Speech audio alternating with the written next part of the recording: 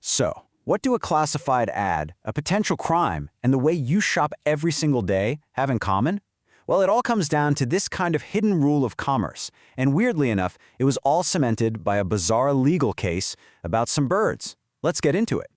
Okay, so our story kicks off way back in 1968. We've got this super simple ad placed in a magazine by a guy named Mr. Partridge. Bramblefinch cocks, Bramblefinch hens, 25 cents each. Seems totally harmless, right?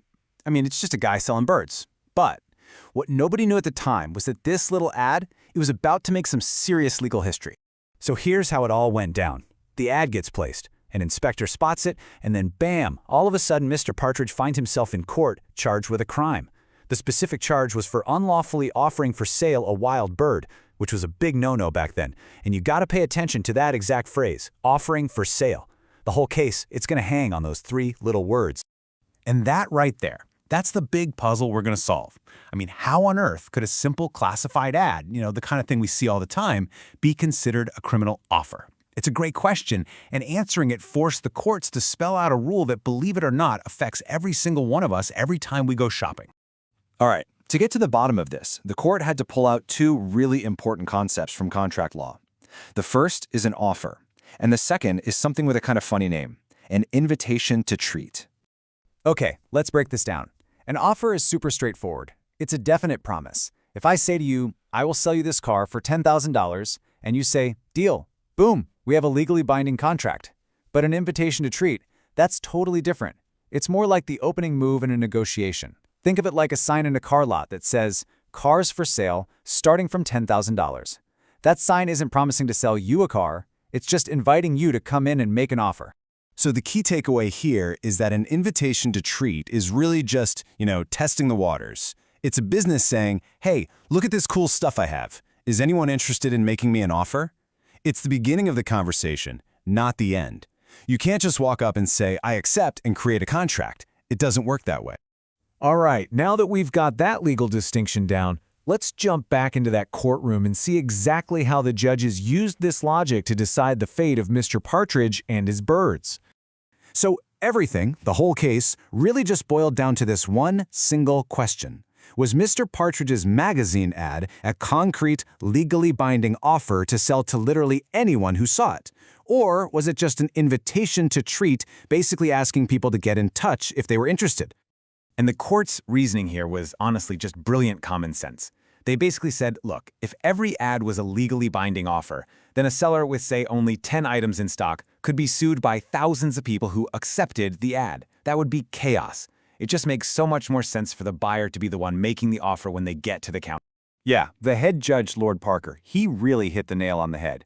He said that when you're dealing with ads, there is business sense in their being construed as invitations to treat and not offers for sale. In other words, for business to even function properly, this is the only way it can work. And with that, the verdict was in. Mr. Partridge was found not guilty. Why? Because his ad wasn't a criminal offer for sale at all. It was just an invitation for people to come and make offers to him. He hadn't actually done the thing he was accused of.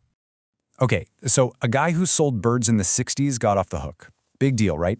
Well, actually, yes, it's a huge deal, because that ruling set a precedent that quietly governs pretty much every single purchase you and I make today, from picking up groceries to buying something on your phone.